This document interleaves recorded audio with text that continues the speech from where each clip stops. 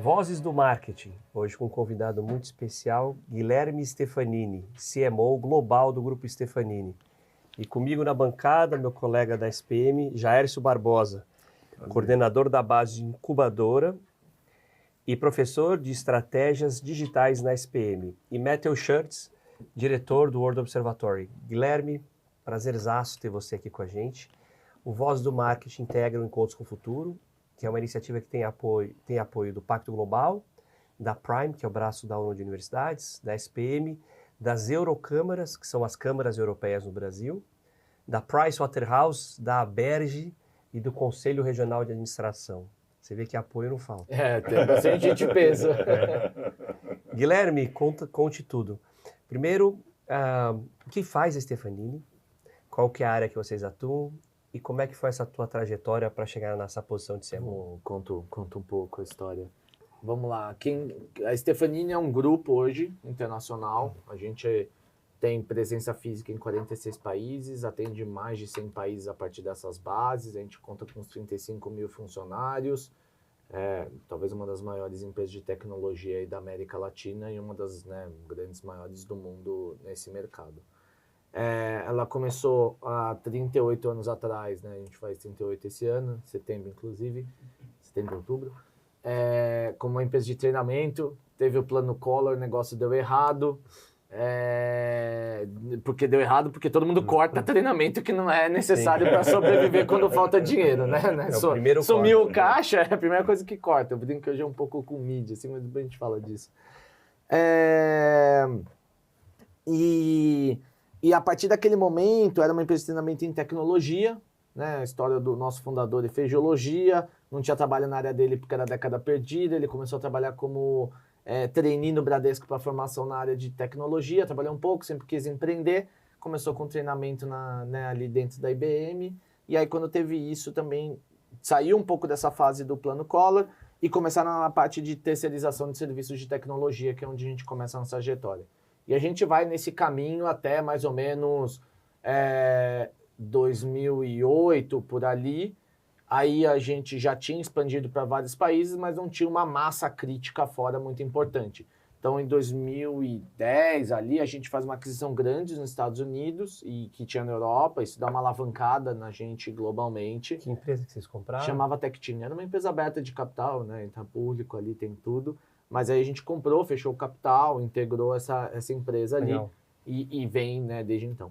E isso foi um caminho e continuou muito forte essa parte de tecnologia até talvez 2000 e... Continua até hoje, porque toda hora muda, né? Sim. Mas assim, o que a gente começou a ver, tá? Obviamente, o problema do meu cliente estava na área de tecnologia. Preciso fazer isso, preciso fazer aquilo, montar, digitalizar tal. Digitalizar é mais para frente, isso era antes.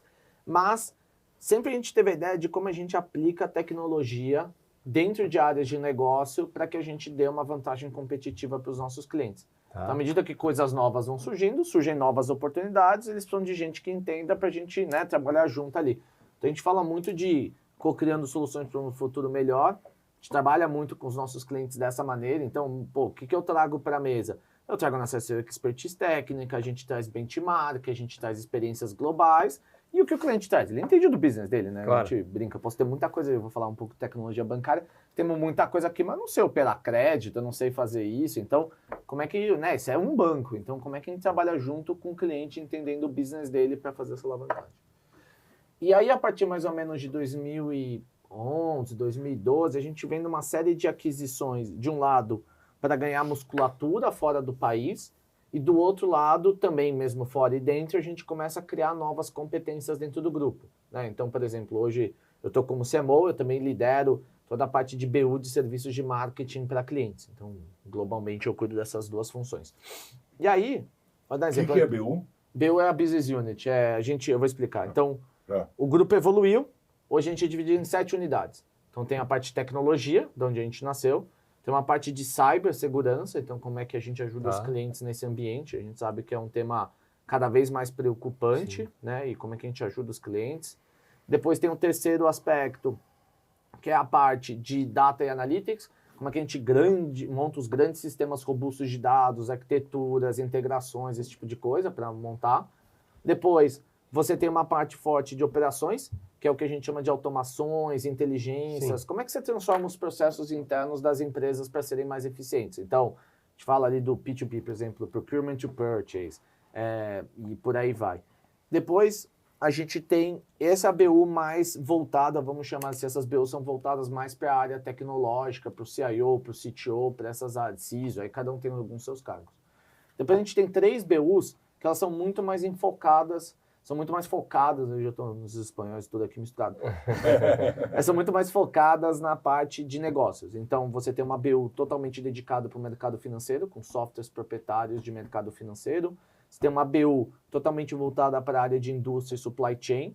Então, essa daqui é a Topaz, essa daqui é a Stefanini HM, e eu cuido da BU de marketing, que a gente olha o tripé de Consumer Insights, olha o tripé de Growth e olha o tripé de marca e geração de demanda, que normalmente é mais publicidade, essa parte. Essa BU olha só para dentro não, ou olha para o cliente? Ao contrário, para fora. A gente é bem separado. A única pessoa que olha os dois sou eu. Tá, entendi. O resto são equipes totalmente separadas. Tá bom. Então, eu já...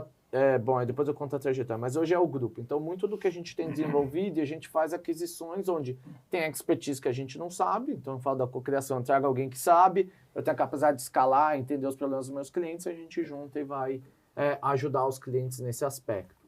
Acho que um outro diferencial que pouca gente sabe, a gente tem muito IP proprietário, então a gente deve ter mais de uns 60 softwares proprietários. Muitas vezes as empresas são por serviço, a gente gosta de misturar, isso acelera ali. Então esse é o grupo hoje. Sim, ali dentro como está montado das grandes divisões. Então são essas 7 BUs. A minha trajetória, obviamente, eu sou segunda geração, se mistura bastante quando o grupo, eu brinco com a minha irmã mais velha, né, porque ela veio antes de mim.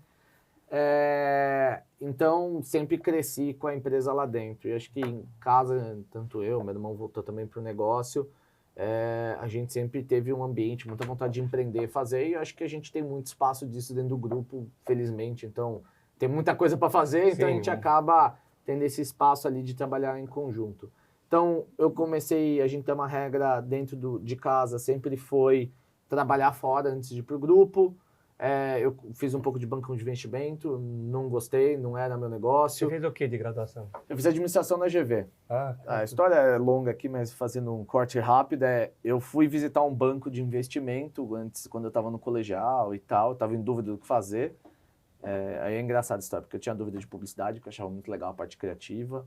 Tinha administração que era meio do caminho, eu achava que eu poderia fazer medicina para ser médico sem fronteira para o mundo, não ia gostar de engenharia para resolver problema. Então era um negócio fácil. Estava fácil de escolher. E aí no final, bom, anyway, histórias longas da vida, acabei fazendo administração, que eu fui visitar um banco de investimento, eu vi um trading floor, falei, caraca, é isso que eu quero, essa energia, vamos para cima e tal. E aí eu fui aprendendo que, se você é um trader... você basicamente é uma carreira muito especialista, e não era a minha pegada. Eu falei, não quero isso. Aí fiquei sabendo da área de banco de investimento, M&A, de emissão de dívida, fui. Não é muito minha praia, acho que tem certas coisas ali que não era meu jeito de fazer as coisas. Acabei saindo e eu fui trabalhar em consultoria de estratégia. Fiquei lá uns 4 anos, a empresa foi comprada, histórias longas aqui não vou entrar. E eu estava entre um banco e o grupo, eu acabei voltando pro grupo. Eu falo voltando porque a gente sempre trabalhava nas férias, esse tipo de coisa. Normal. Tá e bom. Aí, empresa da família, sim. Tem outras histórias mais legais ali depois, mas... E aí dentro dessa narrativa aqui, né, dentro dessa história, eu voltei pro grupo, eu comecei ajudando a fazer gerenciamento, gestão de serviços de tecnologia para alguns clientes nossos. Eu lembrei que eu ia entrar como um adjunto, meio um consultor do diretor. Aí eu comecei nas reuniões e falei, tem uns caras que já pensa e faz, que é o gerente. O que eu tô fazendo aqui?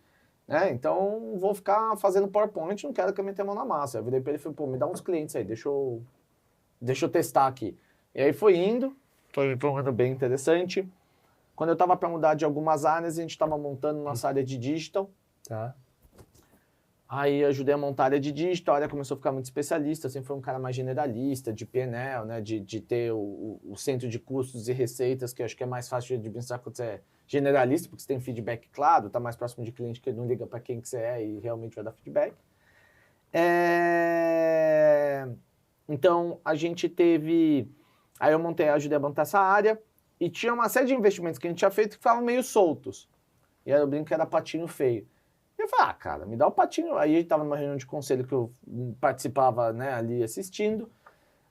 Aí tava numa reunião, eu falei, pô, esse negócio tem um potencial legal, cara. Ninguém tá olhando pra isso. Eu falei, eu quero isso daqui. Beleza, ninguém tá olhando, toma aí. Cara, a gente cresceu, óbvio, não é mérito meu, com certeza é muito mais mérito da equipe, a gente cresceu de maneira avassaladora. Então foram quase 20 vezes em 6 anos. 20 vezes em 6 anos. Por empresa então, que já é grande, né? Ali era a principal máquina de crescimento que teve ali no grupo. Aí o negócio ficou grande demais. E acho que tinha muito mérito de pessoas que fizeram Topaz, fizeram outras empresas do grupo. E eu estava apadrinhando algumas empresas que já eram da área de marketing, e a gente tinha acabado de fazer uma aquisição da W3 House, que é a nossa agência criativa. E aí a gente splitou essa estrutura em algumas menores unidades, que depois iam virar essas 7 unidades. Então a história vai construindo. Aí eu organizei esse portfólio e peguei marketing. Beleza, então aí fui tocando a BU de marketing, crescendo, etc e tal. Então a BU hoje a gente deve ter umas 500, 600 pessoas globalmente. A gente atende já todas as Américas e alguns países da Europa, dentro dessas três áreas aí que a gente tem. Então já... uns 20% já vem de fora. Então essa é a BU que eu tô tocando ainda. E quais os principais desafios, Guilherme? O que é que você está vendo aí de tendência? Não de tendência, de desafio. Já entro. E aí, só para como eu fui terminar como CMO também, foi que a gente precisava investir mais em marca. A gente é uma empresa extremamente low profile, né? Então a gente às vezes não é conhecido. Acho que tem seu papel de não ser conhecido pela grande audiência, porque não é o nosso cliente. Mas também mesmo quem deveria não conhecia todo o nosso tamanho que a gente tem dentro de casa. A gente brinca, né? Então a gente fala que faz muito workshop com o cliente, fala que a gente fala, caraca, não sabia que você fazia tudo isso. Então esse é um problema. Esse é um desafio, né? Antes de entrar na questão do setor, mas empresas B2B normalmente têm essa área de comunicação, marketing, prospecção, um pouco mais limitadas a eventos, porque é uma venda complexa. É uma venda complexa, não é uma venda de impulso, não é marca. Marca é um atributo extremamente importante, mas ele não é construído mais como peso que comunicação tem em marcas B2C, é um bicho bem diferente. E aí a gente precisa comunicar mais, aí basicamente o nosso fundador falou, não vou contratar nenhum executivo de marketing, a gente é um bicho muito diferente, acho muito arriscado, tô com mais coisa, não quero. Aí os outros, meus pais falaram, você vende isso, pô, então vem fazer. Putz. Então eu acabei com a missão de tendo que fazer ali. Então tem sido essa jornada aí no último você herdou essa parte. 1 ano e meio. Aí eu ganhei de presente, porque como eu fazia um pouco para os clientes, que era mais B2C do que qualquer outra coisa, eu ganhei a parte B2B, que é outro bicho. Justo. Então, foi assim que eu parei mais ou menos a trajetória rápida, que não foi um tweet, mas basicamente nisso como eu fui parar. Me conta, Guilherme, quais são aí os desafios e oportunidades, não só para a Stefanini, mas para todo o setor de tecnologia, né? Como o Pedro falou, né? Você tem... o mercado B2B ele é muito específico, né? Falar com empresas, com presidentes, empresas muito grandes. Conta um pouco aí o que é que você está fazendo. Acho que não só com o presidente, né? Você tem, às vezes tem assim, tem que vender para o presidente. Cara, a chance do presidente comprar alguma coisa é muito pequena, assim, tirando algumas coisas muito temáticas dele. Então você, na verdade, navega por toda a estrutura. Você precisa, a gente vem conhecer do presidente ao porteiro, né? Porque todo mundo ali tem um papel dentro da estrutura que é importante de coordenar, ouvir. Então, às vezes, a camada tem um cara que assina, tem um cara que pode te vetar, tem um cara que tem a dor mesmo, mas é o outro que paga. Então, como é que você articula toda essa engrenagem de grandes empresas que faz parte da vida? Então, esse é um grande desafio. Mas acho que, assim, olhando um pouco a tecnologia, se eu não falar de IA, parece que eu não estou vivendo nesse planeta. Mas acho que hoje você tem uma aceleração muito rápida de IA, né? Assim, principalmente, acho que a IA já existia muitas das coisas, mas a IA generativa... Ela tem um efeito duplo, porque você passa a fazer coisas antes que não eram possíveis, né, ali, então, sejam trabalhos talvez um pouco menos de repetição e com, vamos chamar assim, de colarinho branco, que antes não era mais difícil a chegar ali. E o que aconteceu, que é muito interessante, é que as pessoas começaram a ver mais benefício na IA, na PF, antes da PJ. E grande parte disso se passa, aí eu já entro nas oportunidades, acho que ela se passa por uma série de coisas. Primeiro para a IA ser efetivamente boa, você precisa dar contexto, e contexto vem muito de dados. Na PF, os dados é você contar uma história. Sim. No mundo corporativo, os dados estão espalhados em N lugares que você tem que juntar. Então, a pessoa falou, pô, a IA vem, me resolve, me ajuda, me faz essas coisas e tal. Então, tem o conceito da IA para a parte super produtiva, para aumentar a produtividade. E isso, eu acho que a primeira oportunidade nasce daí, que é as empresas ganharem esse mundo de produtividade, têm buscado e muitas delas têm tido desafio. E algumas coisas que acontecem. Acho que o primeiro você precisa redesenhar processos a partir da IA, não é só implantar. Então, eu falava na época da transformação digital, a pessoa falava, eu tinha um formulário agora no papel, agora é um formulário online. Não é sobre isso, é sobre como é que você já usa, não preenche a experiência, o que você usa esses dados. Então, eu acho que tem esse redesenho também do que, como é que você quer fazer as coisas com IA, o que faz sentido, o que não faz, como é que você tem.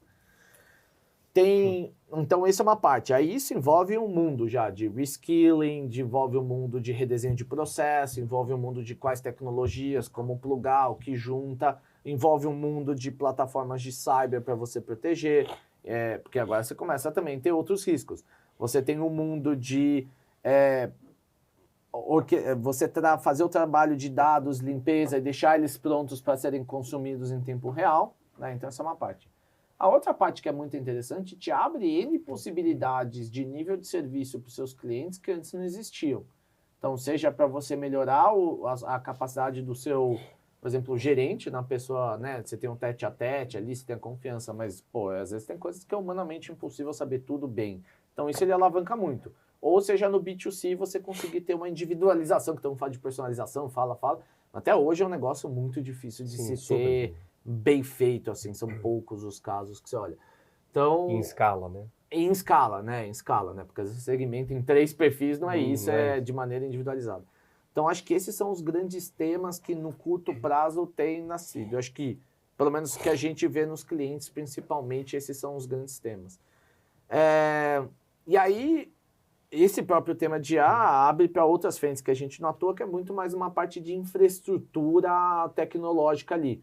Então, é a parte de CPUs como chips, aí tem NVIDIA, Intel, tem todos esses players que tem, Qualcomm, etc. Você tem uma parte de data centers muito forte, então, por exemplo, o CAPEX das grandes Big Techs, assim, realmente ele vem num tamanho, numa crescente de 3, 4 vezes o que era do ano passado, então falando de pesos muito longos, porque você precisa montar, você vai ter uma demanda por energia bizarra, porque, assim, obviamente isso tende a cair, mas acho que os números que eu tinha na cabeça é que você consome 40 vezes mais energia para fazer uma pergunta simples no chat GPT do que uma no Google, né? No buscador. 40 vezes. 40 vezes. Então, você tem uma demanda por energia que vai ser crescente. Exponencial. Como é que isso vai ser? Eu acho que, assim, naturalmente, você vai ter um pico no início, isso vira um problema e todo mundo procura a solução e isso bate. Então, é meio, né, essas idas e vindas ali que a gente vê. Então, eu acho que, assim, se eu fosse falar a tendência em tecnologia, quase tudo que você pergunta são dos grandes temas ali. IA, a resposta é IA. É IA. Mas sabe um ponto que, assim, Guilherme, traz pra gente uma visão de dentro do setor? Porque uma impressão que a gente tem de fora, olhando a tecnologia, é que durante uma fase a gente vai precisar desenvolver departamentos de TI dentro das empresas para fazer com que elas ganhem produtividade, contar com empresas como a Stefanini, mas que que a inteligência artificial, pelo menos ela promete uma automação com uma interface não especializada. Ou seja, vou pegar um exemplo pequeno, a gente espera que você vá programar sem ter um programador e que vá criar sistemas sem ter um departamento de TI bem construído. A gente está muito longe disso. Vocês imaginam um momento, por exemplo, que é o buyout de vocês da empresa? Eu sei, acho que Não é um risco? Com certeza. Sempre é para todo mundo. Eu acho que, conceitualmente, ele está mais próximo do que prático, né? O que quer dizer com isso? Normalmente as curvas de adoções em empresas são mais longas, você tem uma série de desafios ali de Cultura, Cultura, change management, barreira de consciência, barreira e tal, etc. Acho que você tem coisas que... Então, você vê figuras que vão mudando um pouco. Antes você tinha menos arquitetos, hoje provavelmente você vai ter muito mais arquitetos, porque por mais que a IA desenvolva, ela não monta o sistema para você. Ela pode atualizar código, ela pode fazer isso, mas você precisa de uma visão arquitetural em cima dos sistemas para que você consiga fazer isso funcionar. Isso inclui conexão com infra, conexão com outras coisas. Então, existe a capacidade hoje de alguém montar alguma coisa sem programar? Existe. Mas são pequenos usos. Coisas sistêmicas, ainda você vai precisar de muito dessa área.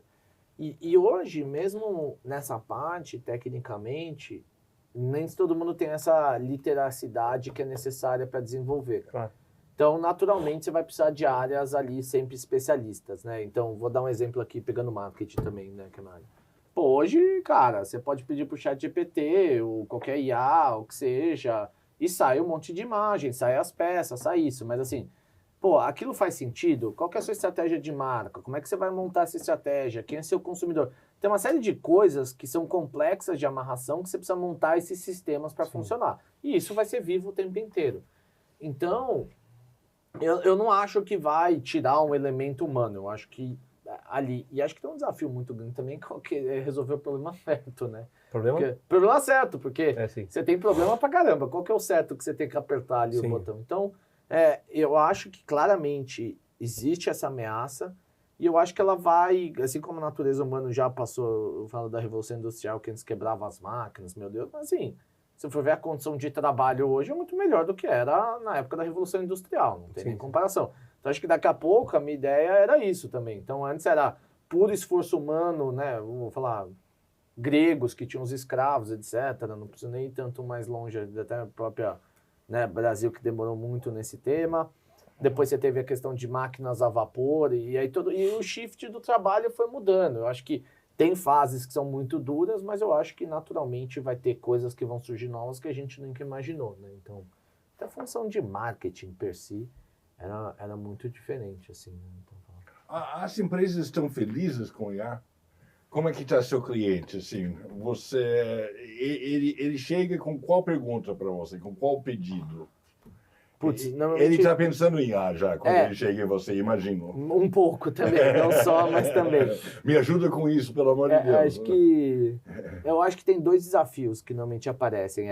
Eu tenho IA e não sei o que fazer com ela. Então, como a gente ajuda, onde aplicar, onde vale a pena, como aplicar esse tipo de coisa. Mas o que não sabe onde me ajuda a fazer isso virar resultado. E o outro lado cara, eu sei onde aplicar, mas eu não tenho a capacidade técnica para aplicar. Então, esses são os dois grandes temas que tem e muitas vezes envolvem várias coisas que a gente vai olhando, como transforma, como olha, esse tipo de coisa.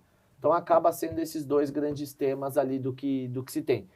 Então, e às vezes o desafio é um terceiro, que por exemplo, a gente tem um caso que você publicou para falar com a Ford.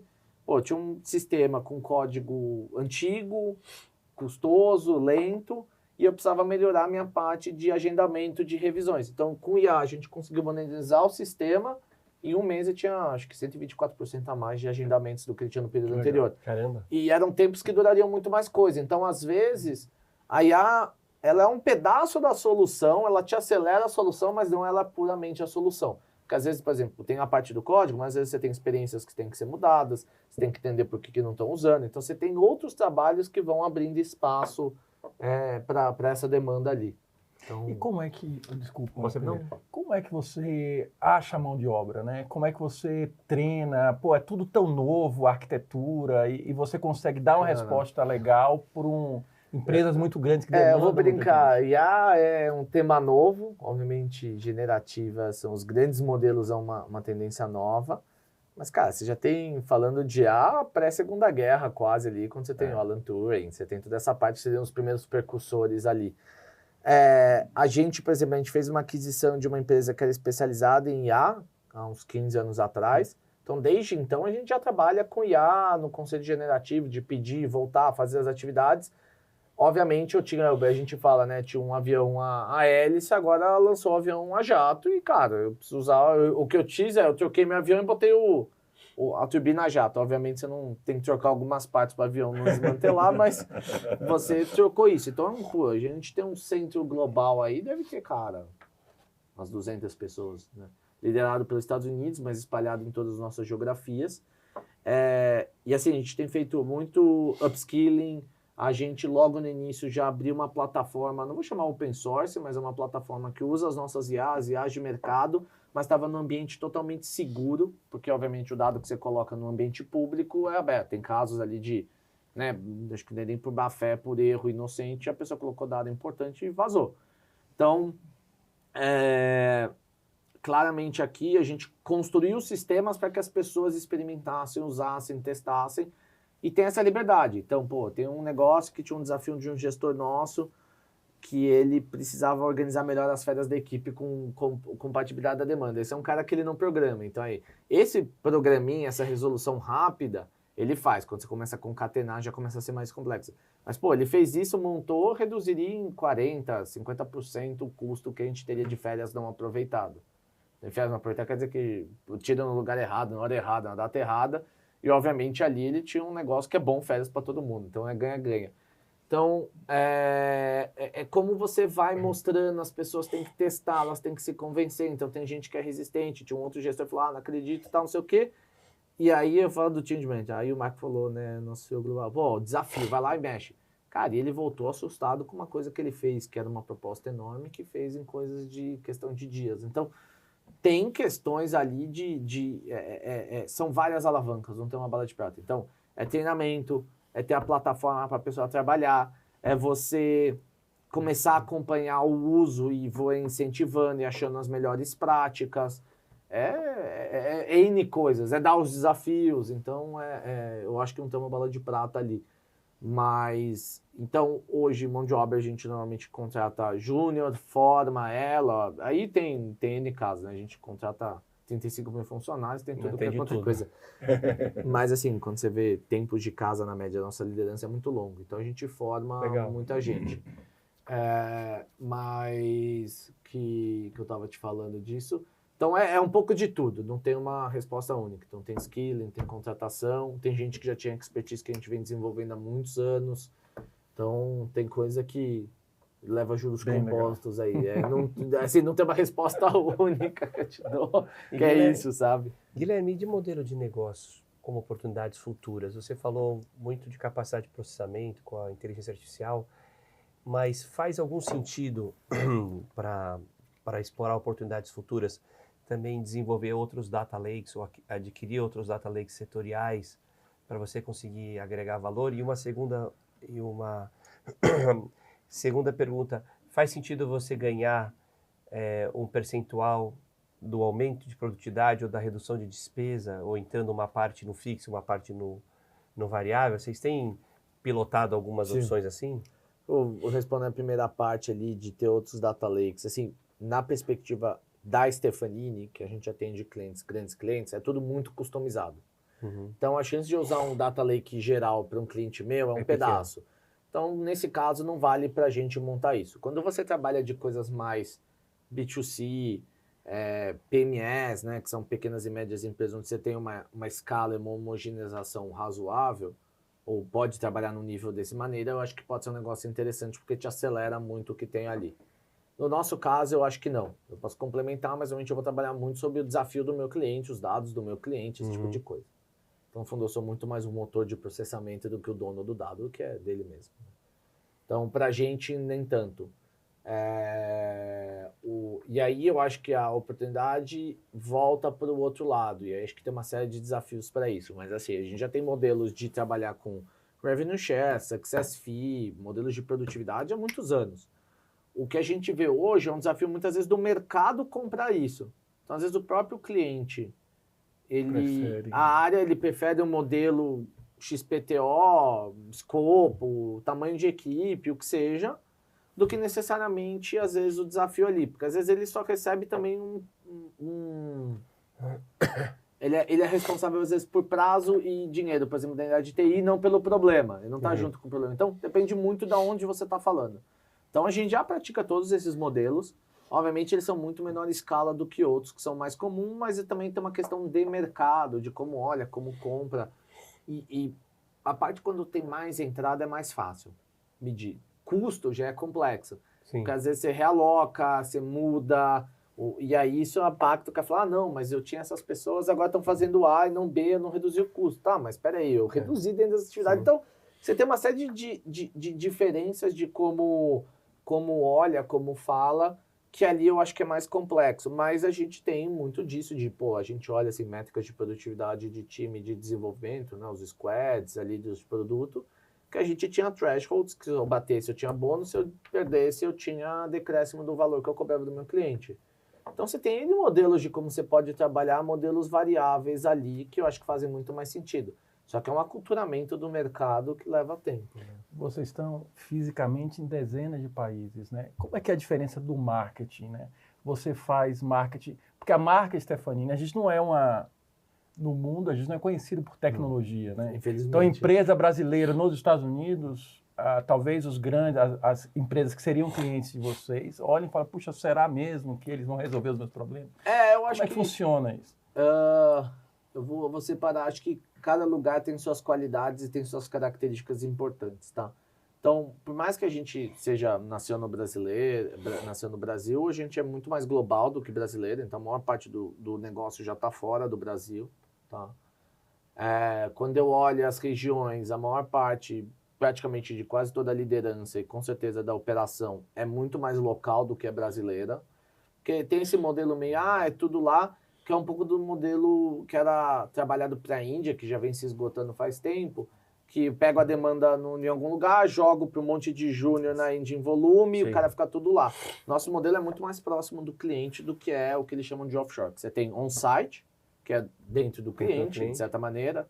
Você tem, ou no mesmo país, vamos chamar assim. Você tem nearshore, que são mesmos time zones e culturas muito parecidas. E depois você tem o offshore, que é esse modelo mais indiano de horários muito dispersos. Hoje, o modelo que a gente vem acreditando muito é o nearshore. Eu tenho coisas próximas, eu tenho cultura próxima, porque o problema não é só sobre o custo ou o desenvolvimento ou aquele processo fixo que você teria antes. É muito mais sobre qual que é o desafio e como é que você resolve. Então, antes era a Índia, obviamente, surfou muito melhor essa onda de posicionamento nacional. Acho que o Brasil tem um problema de marketing, de posicionamento grande como país. Acho que tem extremamente vários benefícios que não são demonstrados, comunicados, né? E a gente acaba tendo só percepções negativas. Acho que eu fico feliz que hoje eu vejo cada vez mais turistas estrangeiros também vindo para o Brasil conhecer, isso é legal. Mas aí voltando, então a gente não tinha essa vantagem. Então hoje a gente é muito mais global. Então o cara que está lá, na maior parte do tempo, é um cara local falando com isso. E obviamente a gente troca globalmente ali. Então, nesse aspecto. No começo, você se posicionar como empresa brasileira não é o ideal, óbvio, mas hoje é muito mais global. E aí tem lugares que o Brasil faz sentido. O Brasil, obviamente, no Brasil. O Brasil com a América Latina tem uma zona de influência, com os Estados Unidos não faz tanto. Então, tá bom, não vamos usar esse ativo lá, vamos comunicar de outra maneira. O americano ele é mais pragmático. O europeu ele é mais local. Então, por exemplo, você vai vender na Alemanha, que é um dos nossos principais mercados. Normalmente, quando você vai num cliente perguntar, quem que você serve da minha indústria? Né? Ou quem que você faz isso no meu segmento? Né? Ele quer exemplos da indústria local. Não, normalmente o cliente quer exemplos da indústria. Então, sei lá, eu vou falar com uma montadora. Uma montadora. Ele vai perguntar de outras montadoras. Quando você vai para a Alemanha, ele não pergunta da montadora. Ele pergunta quem que você atende na Alemanha. Nossa. É bem local. Interessante. É interessante. Então, aí você começa a crescer. Então, você tem esses estilos. Os americanos, por exemplo, brasileiro, é sempre atrasado de horário. Gringo não é. Então, você não pode errar nesse ponto. Você tem que também se adaptar e vai aprendendo a se adaptar. Mas acho que tem muito do elemento de achar as pessoas que têm a nossa cultura, que obviamente não é uma cultura brasileira, é uma cultura do grupo, de como a gente pensa, como a gente faz as coisas, em outros países, que claramente não é isso que vai determinar, né? O cara nascer em algum lugar vai determinar como, né, a nossa cultura. Então, a gente usa mais isso como elemento e aí opera mais local. Em termos de marketing e comunicação, aí é o contrário, né? Porque você tem questões de nuance que você tem que adaptar, mas não muda muito o serviço que eu faço. Então, isso, né? O meu desenvolvimento é desenvolvimento. Assim, o desafio do cliente com desenvolvimento pode mudar de um lado para o outro, mas é parecido. Todo mundo tem que modernizar código, todo mundo tem problema de arquitetura, todo mundo tem backlog gigante. Então, as dores são muito semelhantes. O que vai mudar muitas vezes você vai customizar a língua, você vai customizar talvez algum outro cenário que tenha. Tem lugar, por exemplo, no Brasil tem muita empresa que tem TOTOS. Lá fora é praticamente SAP. Sim. Então, sei lá, por exemplo, no Brasil usa-se muito VTEX em e-commerce. Lá fora é muito Salesforce. Então, você tem outras questões que é muito mais sobre essas questões ali de desafios, e às vezes tem essas coisas inerentes do que isso. Então, normalmente a gente agora tem mudado um pouco o modelo, que antes era muito centralizado o marketing, a gente centralizou, e agora a gente monta os planejamentos e as regiões adaptam para o que precisam. E na maior parte do tempo, são coisas muito pequenas ali que a gente adapta. Aí, quando você vai para o B2C, aí claramente é o oposto, porque as dores são muito... As dores, sentimentos, comportamentos, valores são muito diferentes, né? Entendeu? Guilherme, para fechar, para os nossos alunos, o que você dá de dica? Eu vi que você fez uma carreira que você foi testando vários lugares antes de voltar. E hoje eles têm, pelo menos na faculdade, tem uma ansiedade ambiental, uma ansiedade tecnológica, estão o tempo inteiro conectados, então eles já chegam na aula assim, com 2 frentes de bateria. Imagina, deve ser difícil ali para vocês. O que você daria de dica para alguém que está na faculdade? Acho que, eu vou brincar que agora já estou ficando velho, né? Porque eu ia falar, as coisas levam tempo, então não adianta ser muito ansioso. Acho que uma das coisas que eu aprendi, acho que é importante, é você ter inícios de carreiras puxados, porque depois você acostuma com um certo ritmo de negócio que é importante para crescer, não tem como não né, a gente falar de ralar para crescer.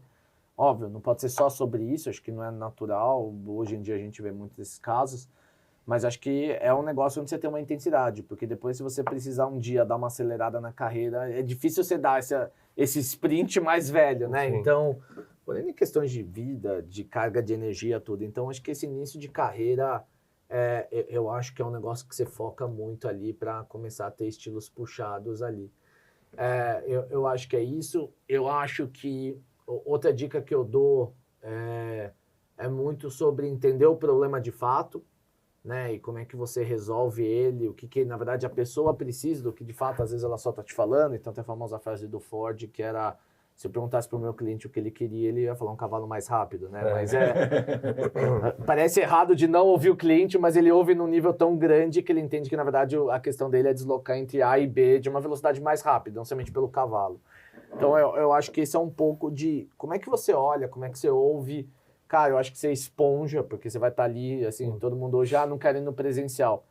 E pegando, olhando para trás, cara, eu achava o presencial muito bom, porque ainda acho mais fácil de resolver coisa, tá ali, mas você pega muita coisa de ouvido, tá do lado, você oferece ajuda, aí você aprende, aí alguém te conhece, você tá do lado, você pergunta. Eu acho que isso em casa te dificulta, né? Eu brincava na pandemia, quando a gente voltou presencial, comecei a reencontrar pessoas com quem eu não falava mais, porque não estava no meu dia a dia. Então, no seu dia a dia, você falava, a pandemia lá, eu falava que ela exacerbava os polos, né? Então, você falava muito com quem você tinha que falar em tempo, falava até mais do que você deveria, e com pessoas que às vezes você não cruzava, você não acabava trocando.